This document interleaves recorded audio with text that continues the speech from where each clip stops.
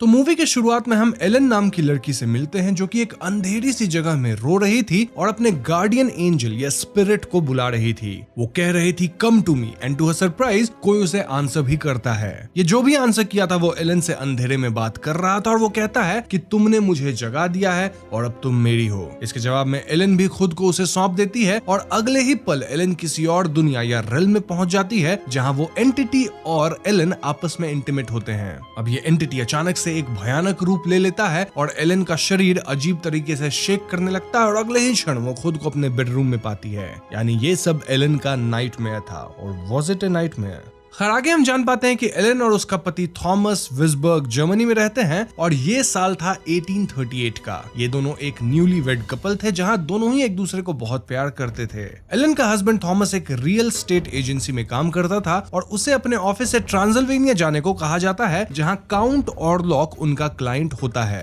Count Orlok काफी old थे, उन्हें विसबर्ग में एक घर चाहिए था एज ही वाज रिटायर्ड। यही सब मैटर हैंडल करने के लिए थॉमस को ट्रांसिल्वेनिया जाना था फॉर 6 वीक्स। अब थॉमस अपनी पत्नी को छोड़ इतने दूर जाना तो नहीं चाहता था, लेकिन एजेंसी में अपनी पोजीशन ऑफिशियल करने के लिए उसे अपनी बॉस की बात माननी पड़ती है। खैर अब वो घर आकर ये न्यूज एलन को सुनाता है जो इससे काफी अपसेट होती है। एलन का कहना था कि उसे फीलिंग्स आ रही है कि अगर थॉमस इस ट्रिप में जाएगा तो उनके जीवन में कोई बहुत बड़ी विपदा आ सकती है। मोरओवर एलन को हर रात काफी डरावने नाइटमेयर्स भी आ रहे थे। थॉमस कहता है कि इस डील से जितने भी पैसे आएंगे उससे हम एक अच्छा घर खरीदेंगे, जिस पे एलन कहती है कि नहीं मुझे ये सब कुछ नहीं चाहिए, लेकिन तुम प्लीज मुझे छोड़ के मत जाओ। स्टिल थॉमस को तो अपनी जॉब के बारे में सोचना था ना, इसीलिए वो अपने फ्रेंड फ्रेडरिक और उसकी पत्नी एना के पास एलन को रख के अपने सफर पे निकल पड़ता है। फ्रेडरिक की 2 छोटी बेटियां थी और एलन भी इनके साथ ही रहने लगती है। वैसे सफर में जाने से पहले एलन थॉमस को अपना नेकलेस देती है जिसमें एक छोटा सा हार्ट शेप्ड का लॉकेट था और उसमें वो अपने हेयर्स कट करके रखती है एज हर मार्क। वहीं दूसरी तरफ हम एक नग्न इंसान को देखते हैं जो एक पेंटाग्राम के अंदर बैठा था और कुछ तो रिचुअल जैसा कर रहा था। उसके पास एक किताब थी जिसपे वो कुछ इनग्रेव कर रहा था और अपने लॉर्ड